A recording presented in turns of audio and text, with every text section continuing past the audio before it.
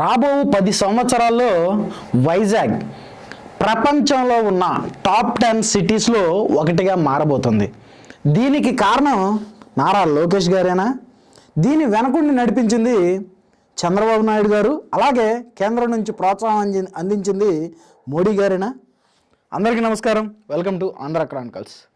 ఆంధ్రప్రదేశ్లో ప్రతి ఒక్కరి నోట ఒకటే మాట, వైజాగ్లో గూగుల్ డేటా ఏఐ సెంటర్లో. అంటే ఇది కేవలం ఆంధ్రప్రదేశ్లోనే రావడానికి గల కారణాలు ఏంటి అంటే, ఇప్పుడు ఐటీకి సంబంధించి ఇండియా మొత్తంలో బెంగళూరు అనేది ఐటీ హబ్, మరి అక్కడ రావచ్చు కదా. తర్వాత హైదరాబాద్ ఉంది, అక్కడ రావచ్చు కదా. తమిళనాడు ఉంది, అక్కడ రావచ్చు కదా. అంటే కేవలం ఆంధ్రప్రదేశ్లోనే రావడానికి గల కారణం ఏంటి అంటే, నాయకుల యొక్క సారథ్యం. గతంలో చూసుకుంటే కొంతమంది ఆంధ్రప్రదేశే సేమ్ ఇదే రాష్ట్రంలో పరిపాలించినటువంటి కొంతమంది అప్పడాల మీద, మామిడి తాండ్ర మీద, చేపల కంపెనీల మీద, రొయ్యల కంపెనీల మీద అదే ఎంఓయూలు తీసుకొచ్చారు. ఏంటి బాబు అని అడిగితే, కోడి గుడ్డు ఇందాక పెట్టింది, ఎమ్మటే పొదగదు, కోడిని పెట్టదు కదా, అది గుడ్డు అవ్వాలి, పొదగాలి, అది పిల్ల అవ్వాలి, అది పెరగాలి, అప్పుడు కోసుకు తినాలి. ఇలా మాట్లాడినటువంటి వ్యక్తులు ఉన్నటువంటి ఇదే ఆంధ్రప్రదేశ్లో 2024 ఎన్నికల తర్వాత ఆంధ్రప్రదేశ్ యొక్క భవిష్యత్తు మారిపోయింది. రాబో 10 సంవత్సరాల్లో ఆంధ్రప్రదేశ్ అనేది దేశంలో కాదు, జాగ్రత్తగా వినండి, యావత్ ప్రపంచంలోనే టాప్ 10 సిటీస్లో వైజాగ్ అనేది నెంబర్ 1 స్థానంలో ఉండబోతుంది. తద్వారా ఆంధ్రప్రదేశ్ కూడా అభివృద్ధి చెందుతుంది. నేను ఈ మాట ఎందుకు అంటున్నాను అంటే, ఇది కేవలం నారా లోకేష్ గారి సారథ్యంలోనే జరిగింది. మనం చూసుకుంటే నారా లోకేష్ గారు సింగపూర్ అని, లండన్ అని, ప్యారిస్ అని, అటని ఇటని ప్రతి ఒక్క దేశం తిరుగుతుంటే, నారా లోకేష్ గారి మీద బురద జల్లే ప్రయత్నంగా కొంతమంది ఫేక్ గళ్ళు ఏం పెట్టారు, నారా లోకేష్ గారు అక్కడికి వెళ్ళింది అందుకు కాదు, వేరే పని మీద.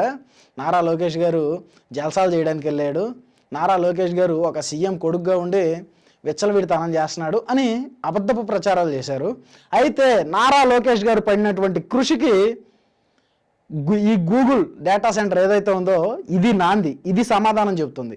అయితే ఇప్పుడు మనకి వైజాగ్లో రాబోయేటువంటి డేటా సెంటర్లు ఏంటి, ఆ ఇన్ఫర్మేషన్ ఏంటి, ఏ కంపెనీలు ఇక్కడ ఎన్నెన్ని కోట్లతో పెట్టుబడులు పెట్టబోతున్నాయి, ఎంతమందికి ఉద్యోగ అవకాశాలు వచ్చే అవకాశాలు ఉంది, మొత్తం ఒకసారి డీటెయిల్డ్గా చూద్దాం. ఎన్టీపీఎస్ 1,83,000 కోట్ల పెట్టుబడితో గ్రీన్ హైడ్రోజన్ ప్రాజెక్ట్ విశాఖపట్నంకి 40 కిలోమీటర్ల దూరంలో ఏర్పాటు చేయబోతున్నారు. అలాగే భోగాపురంలో international airport, Moolapeta port, 5 star hotel, master plan, GMR university, flyovers, అబ్బో ఇలా చెప్పుకుంటూ పోతే ప్రతి ఒక్కటి కూడా వైజాగ్లో రాబోతుంది. అలాగే విశాఖపట్నంలో గూగుల్ సెంటర్లో టీసీఎస్ అదానీ డేటా సెంటర్లు, అలాగే గూగుల్లో ఉండేటువంటి సమాచారం మొత్తం నిల్వ చేయడానికి, యావత్ ప్రపంచం మొత్తం ఉన్నటువంటి సమాచారాన్ని నిల్వ చేయడానికి ఒక డేటా సెంటర్ను కూడా ఏర్పాటు చేయబోతున్నారు. ఆ సర్వర్లను ప్రాసెస్ చేయడానికి ప్రాసెసింగ్ యూనిట్లు కూడా కొన్ని ఉంటాయి. ఆ ప్రాసెసింగ్ యూనిట్ని కనెక్ట్ చేయడానికి నెట్వర్కింగ్ వ్యవస్థ కూడా ఇక్కడ ఉంటుంది. ఇవన్నీ మెయింటైన్ చేయడానికి ఒక పెద్ద ఇన్ఫ్రాస్ట్రక్చర్ ఉండే ఒక భారీ భవన సదుపాయాలు ఏర్పాటు చేయబోతున్నారు కూటమి ప్రభుత్వం వాళ్ళు. సో అవి నిరంతరం పనిచేస్తూ ఉండడం వల్ల హీట్ అవుతాయి కాబట్టి వాటిని కూల్ చేయడానికి పవర్ ప్లాంట్లు కూడా కావాలి. అలాగే గ్రౌండ్ వాటర్ని కూడా వాడతారు. అలా ఏ కంపెనీలు పవర్ని ఎంత ఎక్కువ మోతాదులో యూజ్ చేస్తారో వాళ్ళే సొంతగా పవర్ ప్లాంట్లను కూడా నిర్మించుకొని పవర్ ప్లాంట్లో ఉద్యోగ అవకాశాలు రావడానికి అవకాశాలు ఎక్కువగా ఉన్నాయి.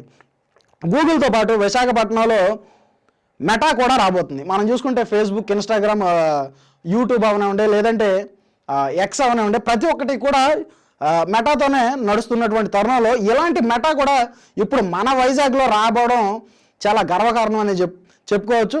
అలాగే రాబో 10 సంవత్సరాల్లో వైజాగ్ యావత్ ప్రపంచంలో టాప్ 10 సిటీస్లో ఒకటిగా ఆంధ్రప్రదేశ్లోని వైజాగ్ నిలవబోతుంది. అయితే దీని వెనక నారా లోకేష్ గారి కృషి, నారా లోకేష్ గారి ప్రలోభం ఎక్కువగా ఉందని చెప్పుకోవచ్చు. ఎందుకంటే గతంలో 2024లో నారా లోకేష్ గారు 99 పైసలకి ఎకరం భూమి లీజుకి టీసీఎస్కి ఇచ్చారు. సో అది జాతీయ పరంగా ఇంటర్నేషనల్ లెవెల్లో వైరల్ అయింది. అదేంటి 99 పైసలకి ఎకరం భూమి లీజుకి ఇస్తున్నారా, అది పెట్టుబడులు పెట్టడానికి, ఎక్కడ అని రీసెర్చ్ చేసిన తర్వాత ప్రతి ఒక్కరు కూడా వైజాగ్ వైపు చూశారు. చూసి ఇంత తక్కువకు రావడానికి గల కారణాలు ఏంటి అంటే ఆంధ్రప్రదేశ్లో ఉన్నటువంటి కూటమి ప్రభుత్వం రండి మీరు ఆంధ్రప్రదేశ్లో పెట్టుబడులు పెట్టండి, మీకు ఎంత విలాసవంతమైన ఇంత అభివృద్ధి చెందిన మీకు రోడ్డు మార్గం, వాయు మార్గం, రైలు మార్గం, సముద్ర మార్గంతో కలిపి మేము ఇక్కడ విశాఖపట్నంలో మీకు అవకాశాలు ఇస్తాం, సో మీరు ఇక్కడ పెట్టుబడులు పెట్టండి, ఇక్కడ ఆంధ్రప్రదేశ్లో ఉన్నటువంటి యువతకు ఉద్యోగ అవకాశాలు ఇవ్వండి అని ఆయన చేసినటువంటి మార్కెటింగ్ ఏదైతే ఉందో ప్రపంచ వ్యాప్తంగా అది ఇప్పుడు విశాఖకు ఎంతోమంది ఐటీ శాఖను అలాగే పెట్టుబడిదారులను ఆకర్షించిందని చెప్పుకోవచ్చు. అలాగే మనం చూసుకుంటే టీసీఎస్ ఇప్పుడు ఎక్కడెక్కడ ఎవరెవరు ఎంత పెట్టుబడి పెడుతున్నారు, ఎవరెవరు ఎంత పెట్టుబడి పెడితే ఎంతమందికి ఉద్యోగాలు వస్తాయి అనేది కూడా మనం ఒకసారి చూద్దాం. టీసీఎస్ 1370 కోట్ల పెట్టుబడి పెడుతుంటే దీనిలో సుమారు 12,000 మందికి ఉద్యోగ అవకాశాలు రాబోతున్నాయి. అలాగే కాగ్నిజెంట్ 1583 కోట్ల పెట్టుబడి పెడుతుంటే 8,000 మందికి ఉద్యోగం కల్పించబోతుంది. అలాగే యాక్సింజర్ దాదాపు 1,200 కోట్ల పెట్టుబడి పెడుతుంటే 12,000 మందికి ఉద్యోగ అవకాశాలు వస్తాయి. ఏఎన్ఎస్ఆర్ 1000 కోట్ల పెట్టుబడితో 10,000 మందికి ఉద్యోగాలు రాబోతున్నాయి. సత్య డెవలపర్స్ 1,500 కోట్ల పెట్టుబడి పెడుతుంటే 2,500 మందికి ఉద్యోగాలు రాబోతున్నాయి. అలాగే ఫేనం పీపుల్ 207 కోట్ల పెట్టుబడి అయితే 2,500 మందికి ఉపాధి అవకాశాలు. ఓర్సా క్లస్టర్ 5,278 కోట్ల పెట్టుబడి పెడుతుంటే 2,500 మందికి ఉద్యోగ అవకాశాలు. దీంతో పాటు పరోక్షంగా అంటే ఇవన్నీ కూడా డైరెక్ట్గా వస్తాయి, అలాగే పరోక్షంగా చూసుకుంటే గూగుల్ డేటా సెంటర్ రైడన్ వాళ్ళు 1 గిగావాట్ సామర్థ్యం ఉన్న డేటా సెంటర్ నెలకొల్పబోతున్నారు. దీని వలన 1,33,200 కోట్ల పెట్టుబడి పెట్టబోతున్నారు.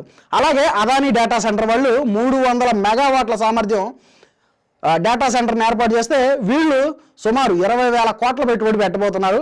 అలాగే సిపి 300 మెగావాట్ల సామర్థ్యం డేటా సెంటర్ని ఏర్పాటు చేస్తే అక్కడ 16,500 కోట్ల పెట్టుబడి.